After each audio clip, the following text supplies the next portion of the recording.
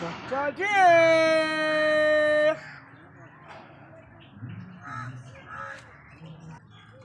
मेरा नाम मोहम्मद रफीक है। मेरा एक बेटा है, ਉਹਦੇ 5 लड़के ने।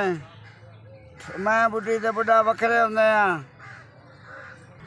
मेरा निक्का जिहा चने चाट का काम है। सवेरे जाना को रुपया 200 बचता है।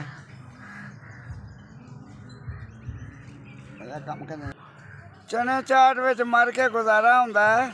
मसे 200-250 बचदा है। जे कोई सब्जी वास्ते पैसे होण तो मैं चलो सब्जी पा लवां।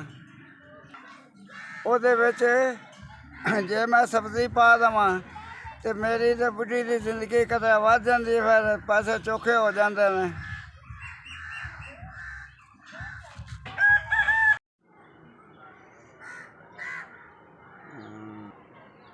ਜਿਨ੍ਹਾਂ ਲੋਕਾਂ ਮੈਨੂੰ 5000 ਰੁਪਇਆ ਘੱਲਿਆ, ਅੱਲਾਹ ਪਾਕ ਉਹਨਾਂ ਦੀ ਮਦਦ ਕਰੇ।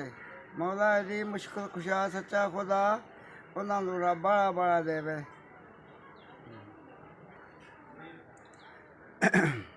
ਹੁਣ ਆ ਟਿੰਡੇ ਛਿੰਡੇ ਕੋ ਪਿਆਜ਼ ਪਾਵਾਂਗਾ, ਅੱਲਾਹ ਕਰੇਗਾ ਤੇ ਜ਼ਿੰਦਗੀ ਵੱਧ ਜਾਏਗੀ, ਚੋਖਾ ਕੰਮ ਹੋ ਜਾਏਗਾ। ਅੱਗੇ ਤਾਂ ਚਾਟ ਵੇਚੀ ਦੀ ਕੋਈ ਫਾਇਦਾ ਨਹੀਂ ਹੋਏ।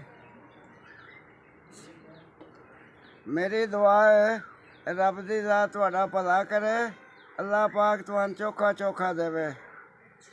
ਮੇਰੇ ਹੁਣ ਸਦਾ ਜਿਉਂਦੇ ਰਹੋ, ਮਾੜਿਆਂ ਦੀ ਦੁਆਵਾਂ ਦਿੰਦੇ ਰਹੋ, ਮਾਲ ਦਿੰਦੇ ਰਹੋ। ਤੇ ਠੀਕ ਹੈ, ਅੱਲਾਹ ਪਾਕ ਤੁਹਾਡੀ ਜ਼ਿੰਦਗੀ ਕਰੇ।